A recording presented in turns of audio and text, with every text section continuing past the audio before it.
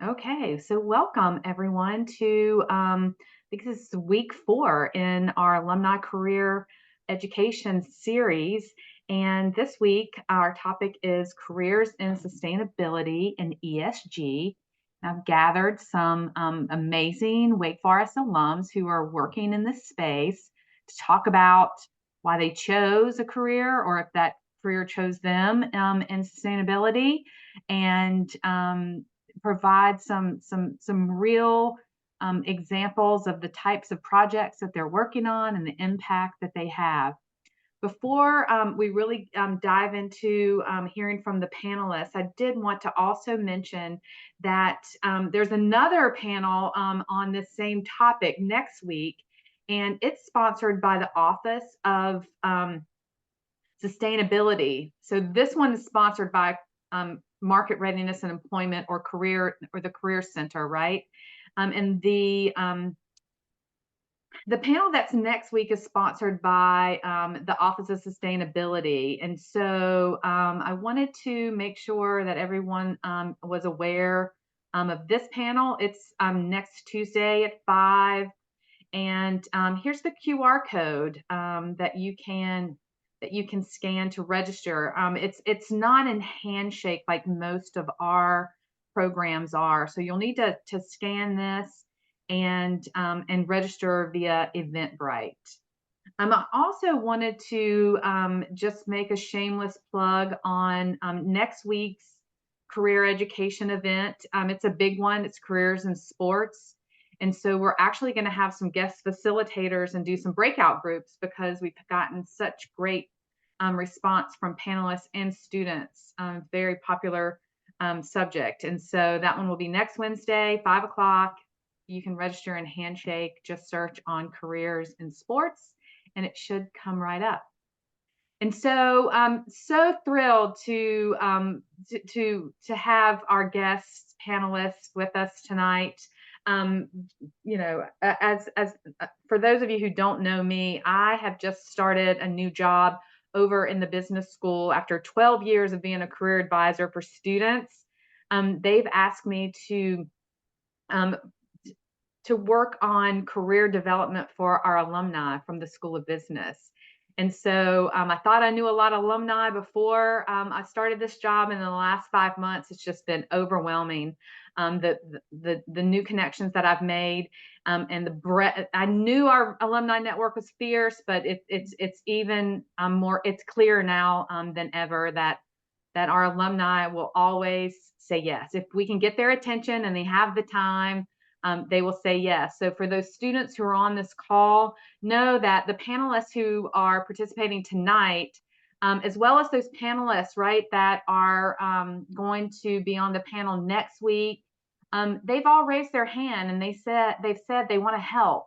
And so it's up to you to reach out to them and to build relationships, continue to learn from them, and nurture your network as you whatever's next, whether you're looking for an internship or you're just in exploration mode of deciding what kind of career path to go in. Know that the Wake Forest Alumni Network will be a catalyst to help you get to wherever you're going, even after you leave Wake Forest. And so I'm going to invite the panelists to one by one introduce themselves, talk about their major, their undergrad major, what programs, any master's degrees and programs that they participated in, and talk. I'd also like to hear where you're living, like where you're calling from, where you live and where you work. So I'm going to start with Monet, and then I'll go to Doreen, Jacob, Andrew M, and then Andrew V. So Monet, why don't you kick us off? Thanks, Sharon. So, hi everyone. My name's Monet Beatty. I'm actually born and raised in Winston-Salem, and I'm currently still living in Winston. But essentially, like I majored in biology. When I was going into Wake Forest, I knew that I had a passion for sustainability. I took all like the environmentally focused bio classes, and at the time they didn't have a sustainability major, so I minored in environmental studies, and then I knew that I wanted to pursue sustainability as a career. So I attended the Sustainability Master's program at Wake. There, the program was really helpful. Like, it exposed me like all the different concepts of sustainability because there's just so many different facets. And as a student, like, I'm pretty sure you guys are realizing that there's so many different avenues and ways you can get into the sustainability or the ESG world and industry. So I found that out pretty early.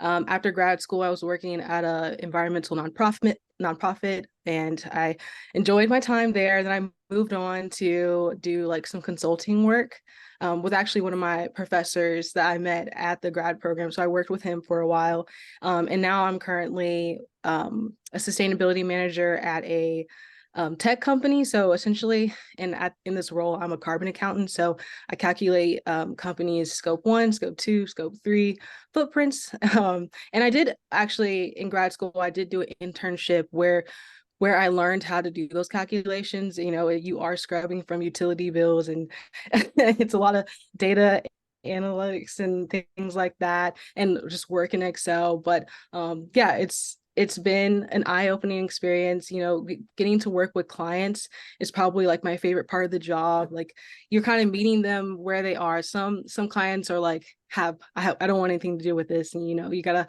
try and show them like the value and the importance of, you know, carbon accounting. Then some clients are super enthusiastic, so you're kind of meeting them where they are and, you know, guiding them as in their ESG journey. And so that's just been, I've been working at this tech company for, I guess, 5 months now. Yeah, it's a startup, so kind of new to the, you know, scene. Is But it that's me in a nutshell. is it a remote job? Do you work remote, or is the office here in Winston-Salem? Yeah, I work remote. I work remote, and it's based in New York. In New York City? Oh, very cool. Doreen, it's so pleasant to meet you. Welcome. Thank you. I'm glad to be here. I my association with Wake Forest. I graduated in 2015. I can't believe it's almost been 10 years. Feels like yesterday. From the MBA program in Uptown Charlotte, which was a wonderful experience and a huge part of my transition in my career. I also have an undergrad in environmental science from Florida Gulf Coast University in Fort Myers, Florida, where I studied wetlands extensively. And I also have a technical degree in geographic information systems. Um, and like I said, Wake Forest has been a big part of my transition to a corporate role. But probably with a corporation that's the most like nonprofits, which is good for me because I spent 20 years, over 20 years in nonprofits. I was a geospatial information officer for the National Audubon Society, so managed our geographic information systems technology. And in that, I became a pretty active in what they call a lighthouse customer for the company I work for now, Esri Environmental Systems Research Institute, where I serve as a senior consultant in our environment and geodesign practice. And essentially, what we do is spatially enable climate action plans, visualize GHG emissions, support audits, like Monet was just speaking about, and I'm interested in talking to you, Monet, more about that because I don't do the audits or you know, the scope 1 and 2, but I'm familiar with it, and we're looking at different ways to visualize it for customers. I'm a senior consultant in that group, but I also serve with my nonprofit background. I serve as a practice lead for our domestic US nonprofit space. So with that, I work with a wide variety of customers, Climate Registry, which has a GHG protocol, everything, and NAACP, and other. And then I also work with everything from counties in Ohio to international customers. I support NATO and Brussels on their climate change and security framework. We're currently working on a proposal for the Ministry of Environment, Water, and Agriculture in Saudi Arabia. So my sort of nonprofit, when I was studying wetlands in Florida, my first life goal was to be a park ranger, which I did for a year in the Everglades. And then I went to nonprofit space for Audubon doing research and education, then got into GIS and technology. And then from there, after I graduated at Wake, I was a CIO for my local United Way and got more technical. And then found my way back to GIS with Esri. So it's been a interesting journey for me. And I love my job because I work with such a wide variety of use cases and customers and try to solve things for them, and new ways to look at things, using maps in their sustainability programs and climate action plans. Very cool. Well, you and Jacob have some things in common. Jacob, Yeah, was she absolutely, speaking Dorian. That was your super language interesting for me there? to hear. Yeah, let's chat. So my background is I graduated from the University of Florida in 2020 with an undergrad degree in economics and was looking to go to grad school, but fortunately I had an idea that 2020 was going to be an odd year. And so I stayed. I was planning on studying internationally and I didn't. And I came to Wake Forest, got a master's in business analytics, and it was an awesome Wonderful. decision.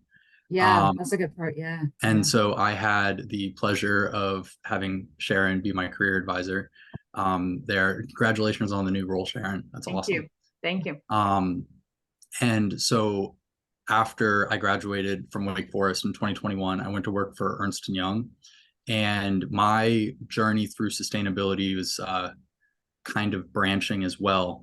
And for all the students out there, this is a reminder that the job you get hired for is not necessarily the job you're going to end up doing. And in my case, my manager was on paternity leave when I started. And so the role that was on my job description was primarily focused on federal environmental tax credits.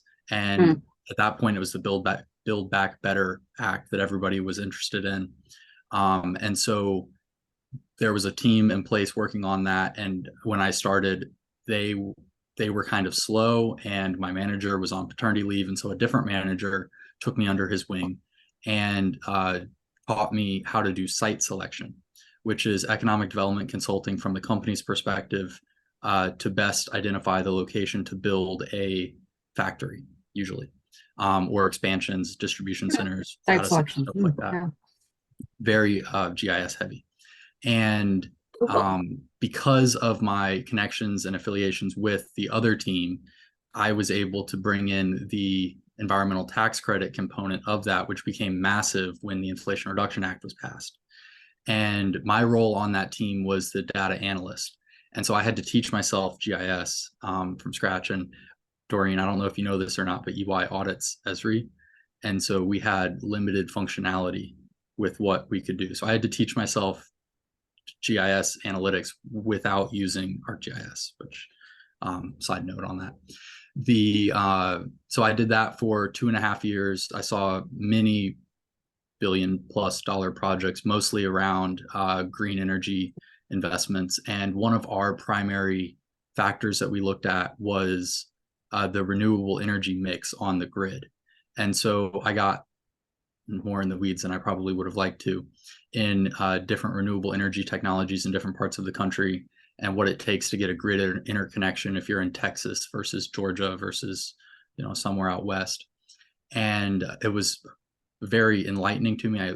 The thing that I liked most about the job was getting to learn so much about different aspects of what goes into siting a factory. And I would always joke that some of the classes that I took, even in high school, came back to be so relevant to me. Like a dual enrollment geology class I took one time ended up being something that I was out in the field and I was able to be like, there's rocks under there and they're not telling us, which is important when you're touring 10 sites and you only need one, because that affects construction cost and timeline. So I did that for 2.5 years and lived in Atlanta and then Chicago, and recently left in January because I have an opportunity to help a family friend of ours is involved with it. But I am helping with the team that is writing the application for the UNESCO World Heritage Site bid for the Okefenokee Swamp, which is a massive area of wetlands on the border of Florida and Georgia.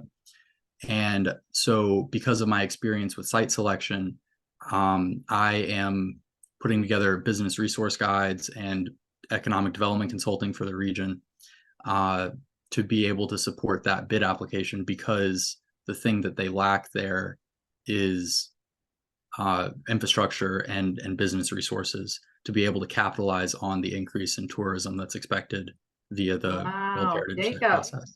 the So stars and I the found moon myself in the align, right right? place at the right time to be able to come back home to Jacksonville, Florida, where I'm from, and also be able to help my local community with the skills and experiences that I had through EY. Wow, wow, wow. Everything aligned. Everything aligned so Exactly. perfectly. Wow. Yeah, very cool. Well, let's hear from Andrew Moten. Did I get that right? Moten. Moton. Motan. It's good to see you. It's great seeing you, and it's great hearing from everyone on this panel. Um, as I think someone said early on, there's so many different ways to get into this space. And I think this panel just shows that if you're passionate and you have some sort of intellectual curiosity, you can find a way to build a niche in this area. And to explain a little bit about how I got into this space and my connection with Wake, I'm actually a Californian. I didn't have any kind of normal ties to North Carolina before entering Wake Forest, but I'm from a city called Stockton, which is a pretty large agricultural area in the San Joaquin Valley of California, and that kind of shaped the way I looked at all the sustainability, climate, and equity space that we find ourselves in. From Stockton, I got an undergrad degree at Harvard University, getting my degree in environmental science and public policy. That's where I got my formalized training in the space and really focused more on the climate equity space, especially as something North Carolinians could understand. It has to do with hurricane response. And so I specifically studied Superstorm Sandy at the time, and then continued to use some of that kind of public health, but also disaster response information in my first few roles at my current company, which is Deloitte. So I, after basically leaving undergrad, went straight to the Master's of Science Management program at Wake Forest University. Had a great 10 months there. That was right kind of as COVID was about to kick off. So 2019, Yeah. I call 2020. you a COVID baby. You're one of our COVID cubs. Yeah. Yeah, exactly. Yeah. We had a great, I would say 75% before we went virtual, but learned all of our core kind of business skills before all of that kicked off. Started my job right then after that in July of 2020. And since then have kind of carved out a space at Deloitte, which obviously is this very large professional services firm in an emerging tech, national security, and sustainability space. And so those may seem like pretty disparate areas, but I've found a way to put on different hats as I go throughout my day, whether it's supporting some of our defense sector clients or our civil sector and commerce account clients, and many of our state and local and higher ed folks, as well as they think through their sustainability strategies and many of the other nuanced kind of things that they have to think through when it comes to serving the American people. So tax dollars working hard for us. Yeah, absolutely. I hope so. So yeah. I love it. And are you based out of DC? I am. I'm based out of DC. We have an office right across the river from Georgetown in Roslyn, Virginia, where I'm at today. But nice. Yeah, very nice. We'll be in DC May the 22nd. And so we're gonna have a networking event. So you'll need to come out. All right, Andrew. Yeah, Andrew B. Pronounce your last name for me. Yeah, sure. And it's Beats. Beats. But no, thanks for having me. And it's good to meet everyone. So I'm a undergraduate class of 15. I was a finance major at Wake. Right now I'm working with a company called Pine Gate Renewables. We're a utility scale solar and battery storage developer. I've been here for 7 years now. I was doing investment banking when I came out of Wake. So didn't have the original path for sustainability. I think I kind of more fell into this career. Kind of wanted to change, and Pinegate was a startup at the time. And now we're up to, I think, 250 people on the development side. We have a big construction arm too. That's does kind of everything to build projects and then manage them as well. So my day-to-day role now, I'm our head of M&A, and it's called development finance. But effectively, what our company does is we build solar and battery storage systems, kind of, I call it infrastructure projects, for, if you want to use a broad term, to sell power to the grid, essentially to utilities, to tech companies, to off takers. So like Monet, when you were talking about carbon credits, I am sure that there are clients of ours that are probably clients of yours as well, as we do a lot of rec sales to tech companies nowadays. So but my role within the company is kind of a mix of raising capital to get projects built. So these, our average farm probably costs anywhere from $100 to $200 million. And so we bring in a mix of different lenders and tax equity, which going back to the folks that kind of talked about the IRA, that's a big aspect of renewable projects that's kind of unique from different infrastructure investing. So we'll do that, and then bring in kind of equity partners and own them for the long term. So I do that, and then a mix of development activities, which is kind of helping find sites, and then helping price power for offtake structures with different folks as well. But kind of excited to meet everyone and be on the call and on the panel. Well, yeah, and so this was completely serendipitous how almost all 5 of my panelists have some kind of crossover. Either there's a big government layer to everything. Of course, Andrew M. working, as a federal consultant for Deloitte, to, all of the, all the other jargon that you all mentioned, and when it comes to the government, and it's very cool to even connect the 5 of you, so that you can continue to learn from one another. And so, Andrew V., I want to stay with you. I'm going to go backwards this time. It's just kind of part of my OCD. I like going forward and then backwards. So if I can, talk with us about how you transitioned from investment banking to this space. You said you fell into it. And I'd love to hear a little bit more about your experience with the investment bank and what made you kind of jump ship.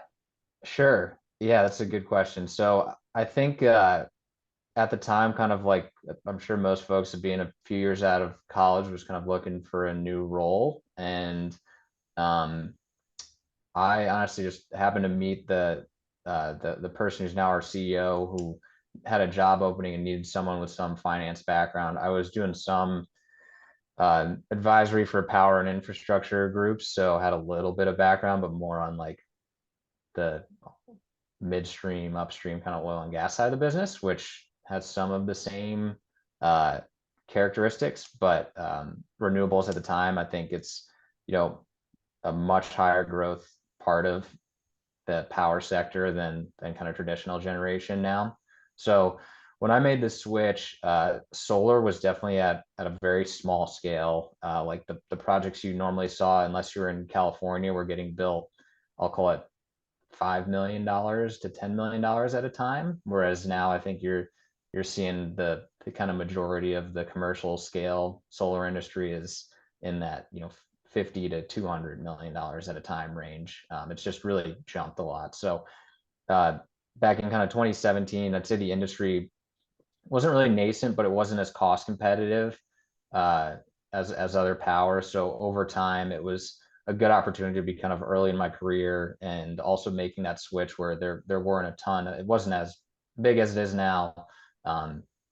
There weren't as many kind of equity and banking investors that are in there now. So since then, we've kind of, I'd say, I've kind of grown along with the industry, where it's become a lot more sophisticated. It's become a lot more competitive along with that.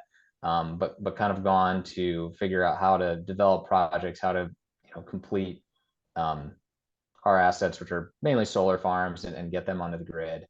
But it was a bit of a career move that I think at the time was very exciting, and I've been kind of happy to have made it. You know, been at the same place for 7 years, seeing a lot of growth in the industry as well. Like the conferences I used to go to they've probably gone up in size by 10x now with the amount of people. And a lot of that's driven up, if you see kind of solar costs have come down significantly over the past 10, 20 years, which has driven that industry's growth relative to others. So right now, solar is definitely one of the, if not the cheapest, one of the cheapest kind of power sources. So that's helped. It's got its pros and cons. It's intermittent, which, you know, it only is on when the sun shines. So sometimes has some flaws, but it's a good kind of resource for the grid. And because of its cost, has been something that's been pretty popular as a way to kind of increase capacity for utilities and infrastructure. And you're based out of Charlotte, right? I'm in Charlotte. Yep. You're in I've Charlotte. been here for 9 years or so. And did you find it difficult because you don't have any kind of scientific background, very different from our other panelists, with that ramp up into the industry, or was it something that came naturally to you? Like, how did you ramp up into knowing, My day to that level? day is still very finance heavy. So that helped more. I am still not the one that's going to be designing a site or doing any drawings for wetland permitting. We have a lot of experts at Pine Gate that have helped me understand those aspects if we need to discuss it with counties or with off takers. So having kind of those subject matter experts has been helpful. And, you know, I've learned a lot on the engineering and environmental and permitting side, interconnection side of things. But most of my day is kind of around the financial side, which is Gotcha. getting the capital to get these built, I would say. So you don't need a scientific background to be in this space. No, there are a lot of there are a lot of kind of renewable energy funds, developers, tax equity partners that know far less than I do about the technical specs on kind of renewable projects. Fantastic. Well, let's keep moving to Andrew M. Talk about a current project or a recent project or a very cool project you've worked on where your undergrad degree, your master's degree from Wake Forest has helped you provide some solutions and recommendations and results for clients. Yeah, that's a great question. And I want to touch on what kind of Andrew ended with too a little bit. While I do have an undergrad degree in environmental science, many of these issues where we're at require PhD level research from subject matter experts, but even more so require people with these transferable skills to plug in and understand where they can help these larger societal problems that we're facing. So folks with finance backgrounds, folks with a variety of different professional services backgrounds, which is kind of Deloitte's bread and butter. So a couple of years ago, Deloitte invested $1 billion. That's our largest investment ever into the sustainability space. And we definitely don't have a ton of PhDs, or at least we didn't back in 2022, running the ship. So we're hiring folks definitely with that scientific background, but we're also hiring a ton of other people that are passionate in this space. To get to your question about a recent project, I've been more focused internally as we've been building out our internal capabilities alongside this federal spending that's been historic, honestly, to this point, but also as we're building our own kind of capabilities. So we have a thing called our Sustainability Strategic Growth Offering, which I've been pretty heavily involved with, kind of identifying individuals who we want to actually hire into the firm that not only have those PhD level skills, but may have the finance backgrounds, may have kind of more of the data management backgrounds that are required for some of these big funding projects that the government is rolling out as well. So what I've been thinking through is really that workforce component. And then also, how do we bring in people with good skills that aren't necessarily listed in your CV, but can make a good kind of consultant at the end of the day with those general client interactions that I definitely learned in my MSM program with I was our. about to say we're teeing them up for you. So I if was I about to say, can, yeah, yeah. makes Can I ask, is that division of Deloitte hiring entry level? yeah. Ah, So yes. it's a good. Here's the thing. So we definitely hire people that are more mid-career to advance at this point as we're building our firm. But we want everybody. I think I've met more and more people in the last year or so that have come in with environmental science degrees or even just adjacent degrees, right? That want to get involved and want to get kind of connected to active projects right away. And so there's definitely a demand. We want people to kind of come with their variety of skills and get upskilled. We have plenty of upskilling kind of capabilities as well. We're tied to a variety of different universities throughout the country to kind of upskill our professionals that feel like they may not have some of those kind of core sustainability language skills. Like you need to know kind of how to speak the language of Like, what's sustainability. the carbon footprint? Right. Or That like, might be yeah, helpful to know. Yeah. exactly. Right. So there's opportunities for that as well, which we've been thinking through as well. So. Fantastic. It's a flat market in consulting and professional services. So my career advisor heart skipped a beat when you said we're hiring. I'm like, thank God. Yeah. So yeah, for those students who are watching or on this call, excellent way to get some really great training with a firm like Deloitte. And I especially love your remarks around how the MSM degree complemented your undergrad degree in such a way that's really helped you be successful. Can you talk a little bit more about that? And Jacob, that's going to be the same question for you when Andrew's done. Yeah, absolutely. So when I go back and think through what I've got really from my MSM degree, it was touching on different activities that as especially I think Sharon, you alluded to it, it lines up so well to consulting where you have to have some sort of financial analysis chops.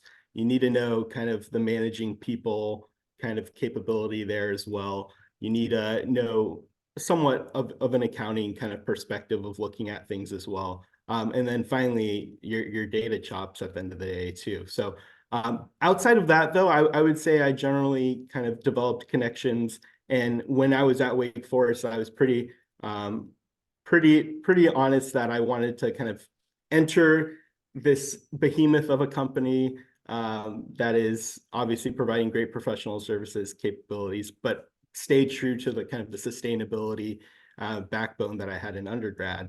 But for me, the biggest thing from the MSM program was even putting federal consulting on the map for me. So thinking that before I thought I was pretty much pigeonholed into some sort of kind of climate data policy position, but getting a master's degree, understanding that consulting makes a lot of sense where you can apply some of that science background, but also kind of jump to various projects as they appear. That was really, really exciting for me. So, Awesome. Great. Let's keep moving. Jacob, talk about, I'd love to hear a little bit more about the technology, not only that you're currently using, but maybe some technology you learned when you were at EY, and how that advanced degree. I think everybody on the call, Andrew V, undergrad, no master's degree, right? Yeah. That's right. Yep. Yeah. Yeah. But how did that MSBA set you up for success? Yeah, absolutely. So I would start when I was an undergrad, I spent 3 years in industrial engineering, and it was going to take me 3 more to graduate. And so I switched to econ and graduated in 4. So the majority of my undergrad was spent in engineering. And so I took a lot of like advanced maths and stuff through that. And then when I switched to economics, had a lot more fun. And then went to Wake Forest. And so when I switched, I figured I needed to go to grad school for something at that point. But the MSBA program at Wake Forest to me was really special because of the mix of business skills and technology that they teach. And I used to joke that it was half pretty PowerPoint slides and half coding, and I only used half of that.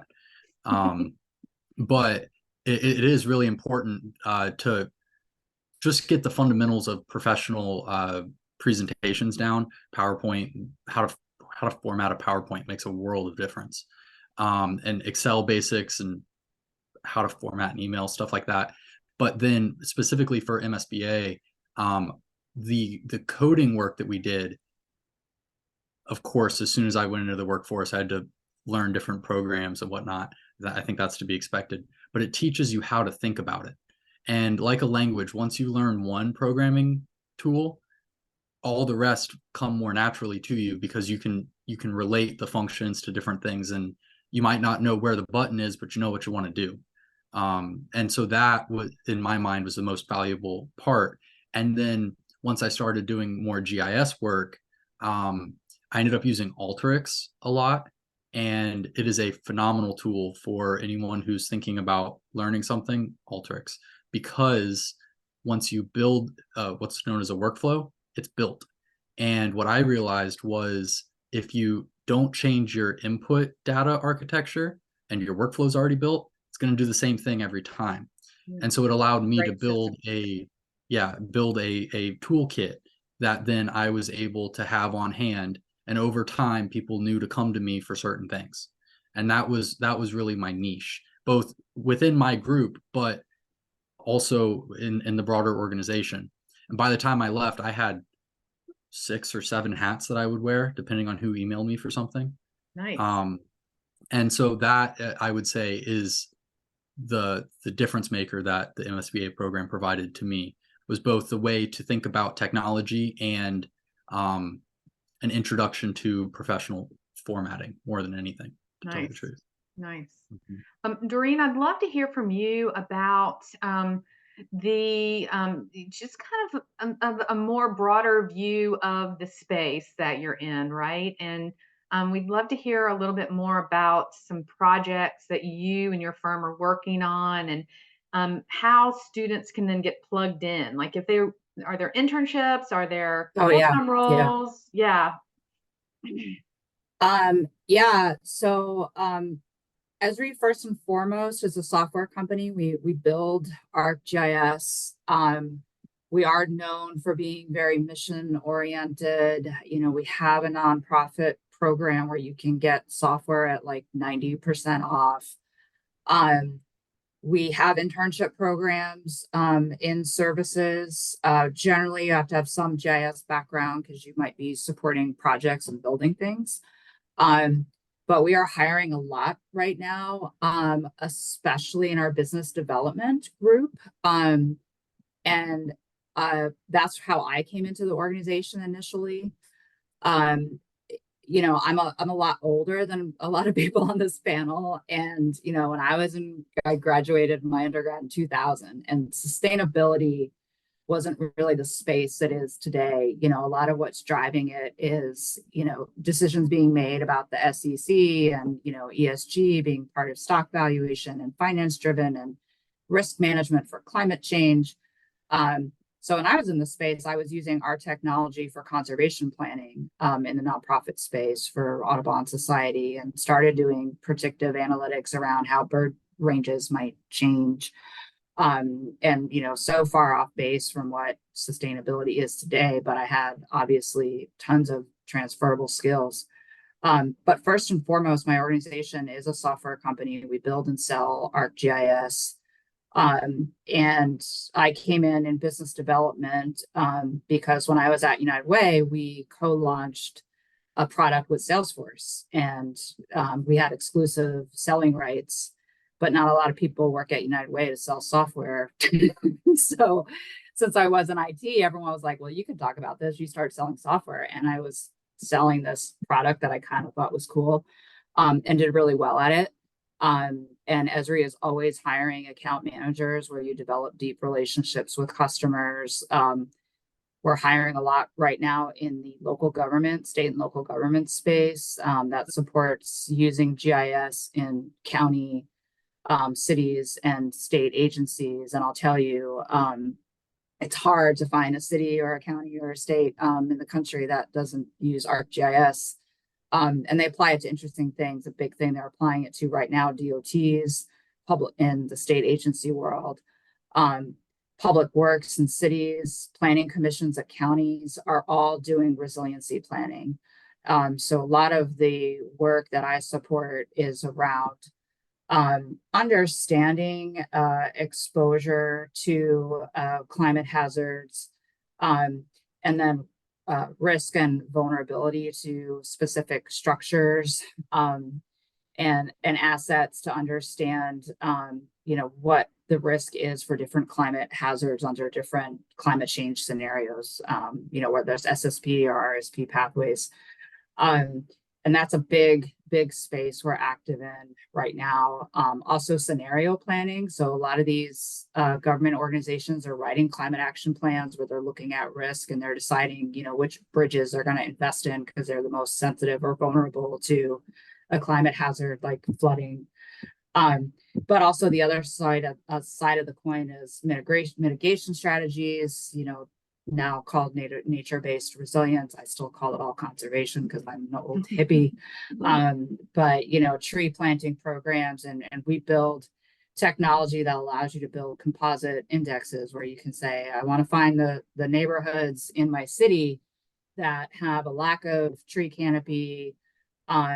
They're vulnerable people, the poverty rate is high.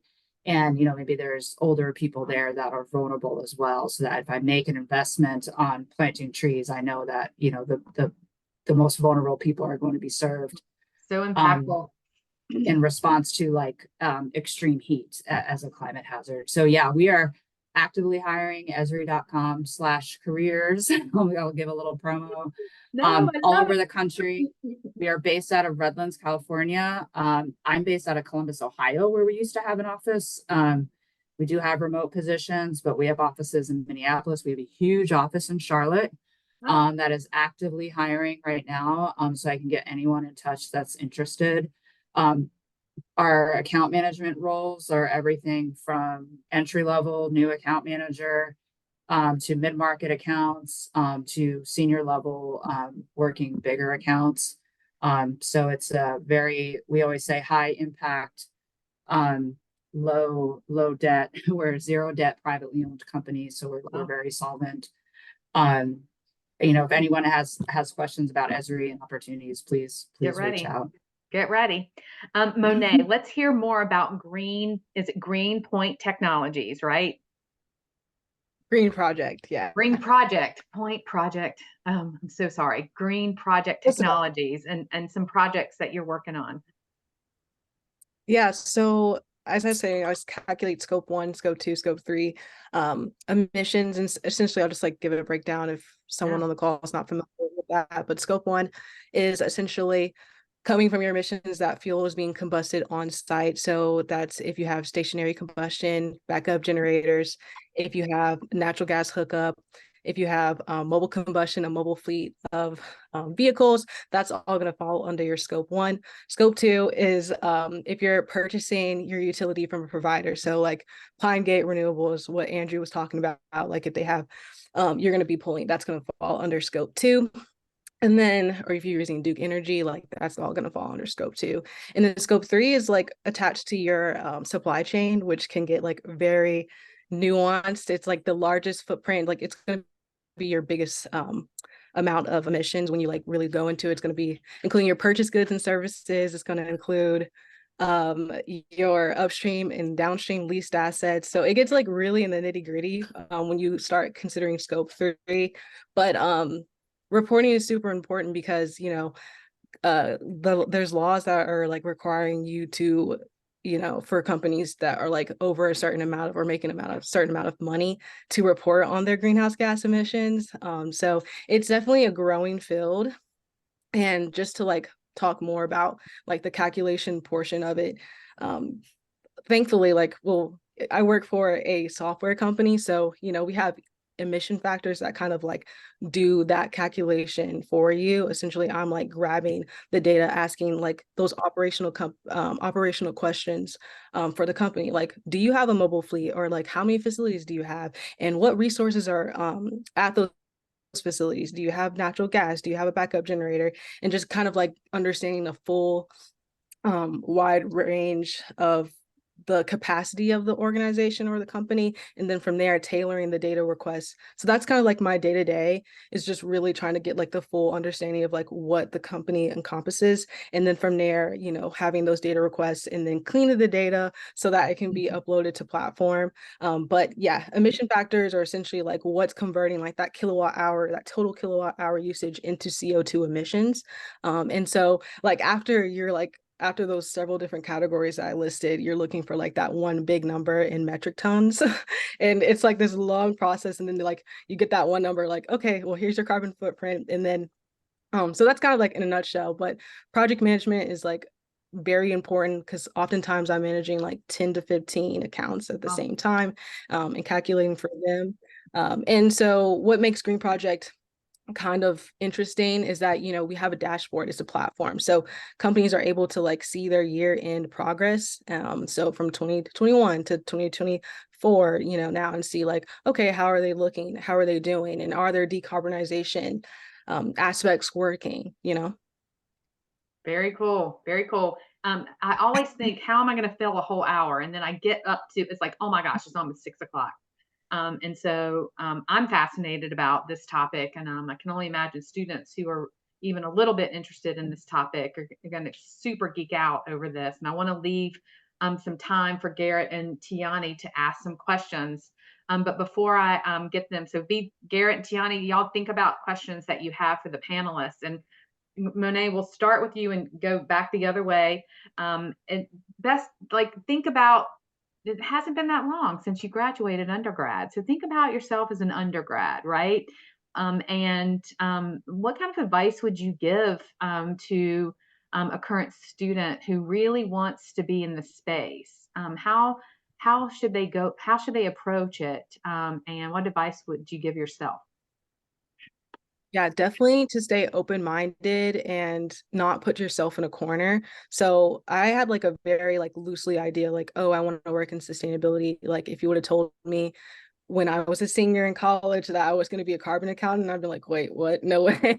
And so essentially like the first job out of college was a marketing. I was like a marketer, events coordinator for that nonprofit that I was talking about. And then from there, like your next job would like, or me going to grad school, I was introduced into carbon accounting. And then the next role, I was doing like project management things and communication efforts. And then now in this role, it's like kind of like all the qualities and all the skills that I've collected in the past few years all in one, because I need project management, I need customer service, I need those technical skills with Excel. So yeah, that's kind of, I would just say be open, because sustainability again is like this huge umbrella term, and and just don't put yourself in a corner, because you never know where you might end up. It sounds like everyone's taken, well, I think Andrew M might be the only one still in his same job from graduating from his pre-experience grad program. All right, so I'm gonna go, Doreen, quickly, some advice you have for these young minds as they approach a career in this space. Sure. I think you can think of sustainability as an area where you can apply any skill set. So similar to what Monet said, you know, if you're interested in marketing, understand, you know, how that skill can be applied to this space. You know, I mentioned sales, you know, Deloitte has amazing offerings in sustainability, and they need people that can articulate the value proposition and sell. So really, any skill that you have and you're interested in, multiple skills, they're all needed. You know, like I said, my trajectory has been interesting because, you know, I'm from another time where this climate change was kind of an idea, or we called it the greenhouse gas effect. And, you know, I think there was maybe a paragraph in a textbook, and we calculated carbon footprints, but not in this methodical way.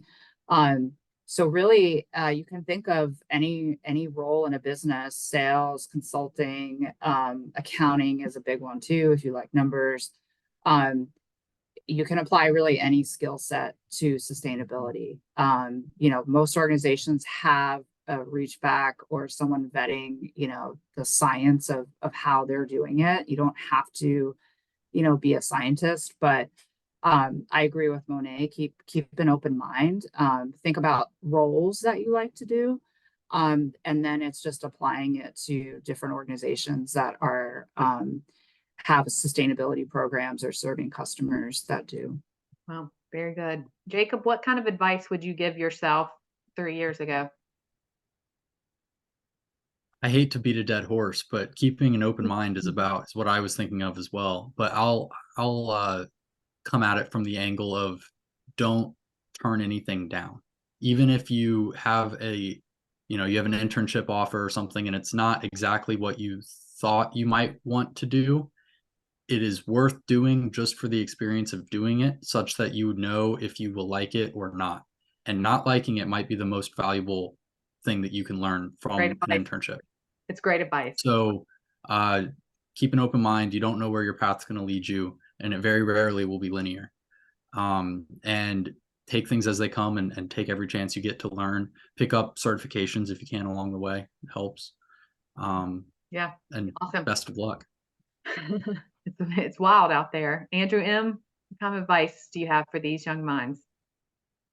I agree with the three other folks saying keeping an open mind and understanding exactly the type of work that you enjoy doing. I would add that while there are those folks that are going to spend their entire lives like in the science of it, I think it's important to understand the language and to be read up on kind of the shifting language, as Doreen mentioned, that these terms change and evolve, and they change and evolve oftentimes for a good reason, right?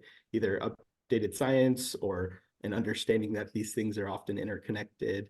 And so making sure you understand the language, whether that's through kind of more accessible publications or taking a look at an academic paper every once in a while, even if you're not from a particularly scientific background, because they do a great job of literature reviews and understanding exactly where we've come to this point.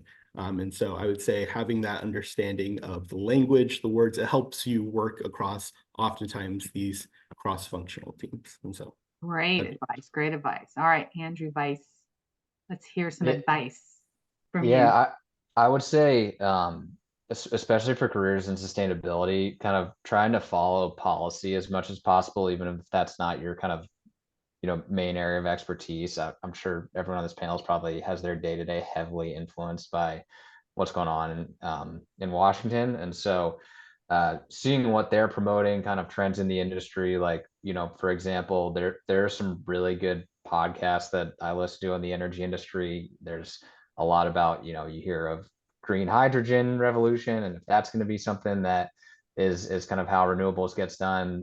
You can kind of hear about pros and cons of different renewable resources. So that's one thing I would definitely do if you're looking to get into the career as someone that, until you're in a job, the day-to-day is always tough to know beforehand. But if you do have some free time, and there's I listen to a lot of Wood Mackenzie podcasts called The Energy Gang.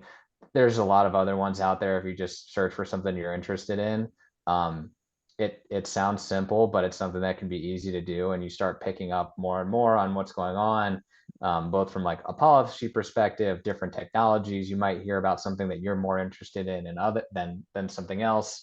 Like right now, I probably know a lot about carbon capture and green hydrogen and behind the meter Bitcoin mining operations that we deal with that may or may not be viable, but are definitely trends in our industry that we see that in 5-10 years could be huge movers. So that'd be one thing I would say. And then also, I think Jacob kind of spoke to this, that the job you're hired for is not often the job you do, but finding companies that maybe are geared towards renewables, and you can kind of find your way into that role is another area that I think everyone should kind of be open to. We work, for example, with a lot of banks that are just project finance groups, but with renewable energy specialists, and that's a kind of easy way to get in the industry, as opposed to kind of right out of school too. So I'm not rambling too much on that answer, yeah. but yeah. No, that's great advice. Great advice. We have a few minutes, and so I wanted to make sure, Garrett and Tiani, do you have any questions for the panelists, what's anything that's on your mind? And you can just go off mute, or if you feel more comfortable dropping it into the chat, we can answer your questions that way. I have a question, but I first wanted to thank you all for being here and for sharing your career journeys. But this might kind of tie into the previous question, but are there any specific experiences you all had during undergrad that you felt really set you up well for your career? It's a great question. Any of the panelists can take it. I got one. Go for it. So through MSBA, we had a capstone project that we did, and my group, it was like a round robin draft on the projects, and my group went dead last. And so we had two choices to choose from, and we ended up doing an economic impact study for Ronaldo Village, and that has come back up 3 times in my work. Just like, oh, we need an economic impact study. Like, oh, I know how to do that. And that to me is an example of not saying no to something and then it being valuable later on, even though you didn't anticipate ever needing it again. So that's the one I always think of. Anyone else? I would answer relationships are everything. You know, as a customer, I built a really strong relationship with the organization I work for now, the firm I work for now. And for me in my undergrad, I did as many internships, volunteering as I could, to build relationships at organizations I potentially wanted to work for. I know it's pretty obvious, but it wasn't just the fact of, you know, I did an internship here and I did this project. I really built deep relationships with people and found mentors through my internship. So it's not just doing it and having it on your resume to show you have some experience. I think it's one of the best ways to really network and find what you like, and what you're good at, you know, and what you don't like, and also find people to help you navigate your career, because it's a journey, not a destination. Yes, you are correct. Anyone else?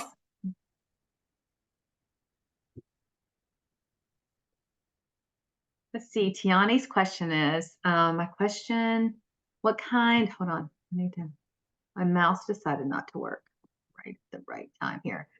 What kind of materials do to get in touch with sustainability industry? And Andrew already solved that. Thanks. Okay. All right. So your question already got answered. Fantastic. I have a follow-up question for Jacob. You said get certifications. What kind of certifications should they look at? There's a difference between learning something on your own just because you need it and having a certification in it, and one doesn't necessarily mean that you're better at it than the other. But in order, especially if you're switching jobs, it's good to have that certification just to put a little bit of credibility behind you saying that you know how to do it. So for me, for example, Power BI is something that I learned on the fly, and it's on my to-do list to go get a Power BI certification. Even though I feel comfortable with it and think that I could do whatever I needed to, it would be a lot easier for me to explain to a hiring manager, or I guess they would trust me more that I know how to do it if I have that certification to go along with it. Yeah. But generally, like things that people are looking out for right now, any sort of like machine learning or AI certifications you can get. Google and Amazon both have them.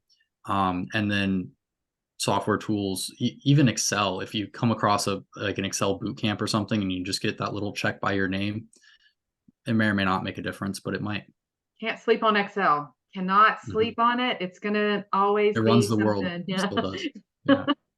All right, we're right at 6 o'clock, and I want to be respectful for everyone's time. But Monet, Doreen, Jacob, Andrew, thank you so much for raising your hand and saying yes to my ask to help us co-educate these students on careers and sustainability. I've learned something in this last 30 minutes. And I encourage my panelists to find each other on LinkedIn and continue to build and nurture this magnificent Wake Forest network that we are all a part of. And so thank you so much for investing your time. Garrett, Tiani, congratulations for you for also investing your time to meet these amazing people and learn some things about sustainability along the way. And so without further ado, I hope everyone has a very wonderful evening, and go Deeks. Yes. Bye. Bye. Bye.